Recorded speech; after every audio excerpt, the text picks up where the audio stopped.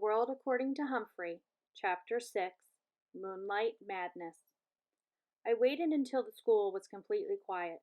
No students, no teachers, no Mr. Morales. Then I got busy because I had a lot of work to do. Big work for a small hamster. First, I took the Moonlighters Club clipping out of my notebook. Holding it in my mouth, I opened the lock that doesn't lock and scurried across the table. Getting down from that table was still a problem. I grabbed hold of the leg and slid down, as I've done many times before. It makes me feel a little queasy in my tummy, but it would be worthwhile if I could get Aldo a girlfriend. I hurried over to the big machine, which was very high off the ground. It seemed impossible for me to get up there, but I had it all planned out in my mind. Crawl up the waste paper basket. Oh, I didn't know it would sway like that.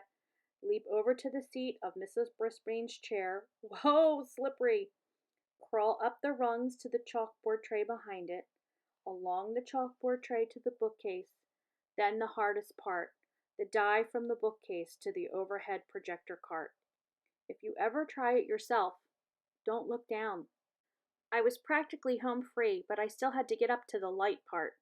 Still holding the newspaper clipping in my mouth, I grabbed onto the big screw sticking out of the side and pulled myself up.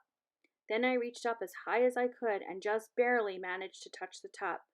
Good thing I've got big muscles because I was able to pull myself up there. I was there. It was like climbing Mount McKinley, the tallest mountain peak in the United States. Ask Mrs. Brisbane. I quickly pushed the switch. I wish I had some sunglasses because I was suddenly surrounded by blinding light. It was like being inside of a light bulb. I took the newspaper clipping out of my mouth and carefully laid it flat on the glass. Then I looked up at the wall, and no! Up on the screen was a picture of a car, and behind it there was a jumble of backwards writing. I realized I must have laid the clip on the glass upside down. I quickly turned it over, and there it was, all the information about the Moonlighters Club, right there on the wall, with the outline of the car beside it.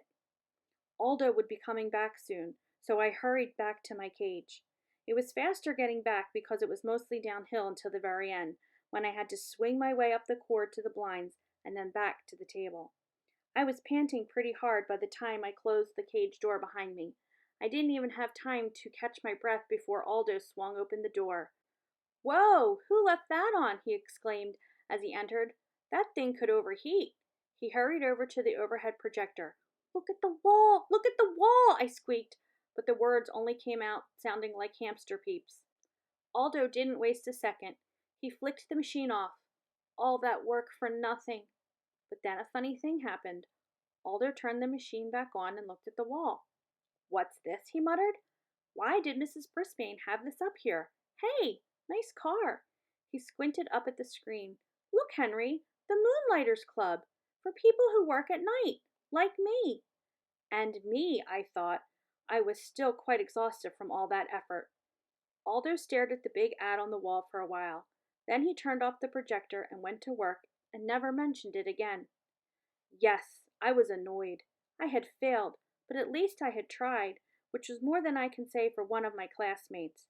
Yes, Saya Nasiri. With my own furry ears, I had heard her promise Mrs. Brisbane that she would raise her hand in class. But so far, she's been as silent as a statue. Her week was almost up. Even though I'd scolded her the day she fed me, she paid no more attention to me than she had to the teacher. You should really listen to your teacher, even Mrs. Brisbane. You should always listen to your hamster. I was worried about Aldo and about Saya, but I have to admit my journey had been so tiring that, nocturnal or not, I slept very soundly the rest of the night. The next day began in a very surprising way. "I have something to share with you all," Mrs. Brisbane announced. She held up a postcard with a picture of colorful parrots perched in lush green trees. A postcard from Miss McNamara. Mrs. Brisbane would never call her Miss Mac. It says, "Greetings to my favorite class in the whole world, room 26. I am now working in a school here in Brazil.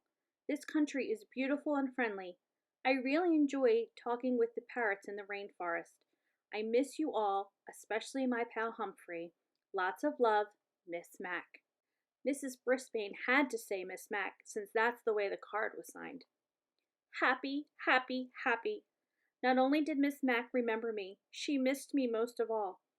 Oh, I missed her most of all, too, especially every time I looked at Mrs. Brisbane and she glared back at me. Mrs. Brisbane showed us Brazil on the map, and it's far away. I'd like to be far away from Mrs. Brisbane. My head was so filled with memories of Miss Mac that I only got a 75% on my vocabulary test. After we graded the test in class, Mrs. Brisbane said, "If you got 100% on the test, please raise your hand." That woke me up. What a clever way to get Saya to raise her hand, because she always got 100%. AJ raised his hand. Art raised his hand. Saya just stared down at her desktop. I was starting to get really mad at her. When it was time for math work, Mrs. Brisbane clicked the overhead projector, and there it was, the Moonlighters Club ad, right on the wall.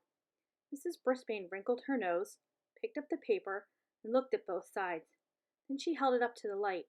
I think maybe she noticed those little tiny holes my teeth had made when I carried it over there.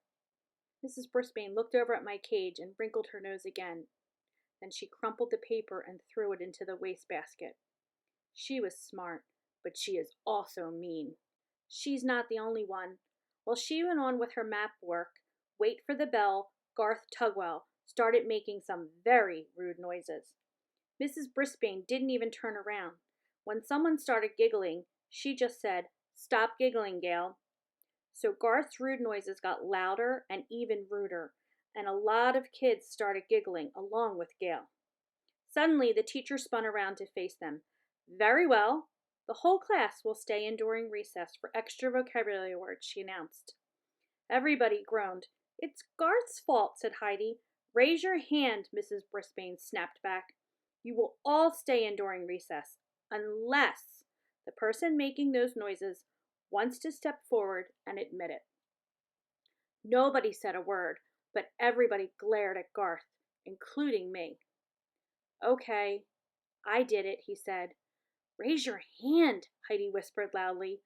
"Very well, Garth. You, Heidi, and Gail will stay in during recess," the teacher said firmly. Heidi and Gail protested until the bell rang, but all three of them stayed in during recess. Instead of making them do extra vocabulary words, Mrs. Brisbane let them rest their heads on their desks. After she lectured them about their behavior, of course. All this commotion had made me a little hungry, and for some reason, I hadn't been fed yet, so I decided to squeak up for myself. Mrs. Brisbane turned and pointed at me angrily. "I don't need any trouble out of you either," she said. Heidi raised her hand. "I don't think he's been fed today," she said. Mrs. Brisbane told Garth to feed me. Then she dismissed the girls and told them to go outside and play for the rest of recess. So she wasn't completely mean to them anyway. She even trusted Garth to be alone in the room while she took some papers down to the office. I'd always liked Wait for the Bell Garth, so I was surprised when he started grumbling at me as he filled my water bottle and put some fresh mealworms in my cage.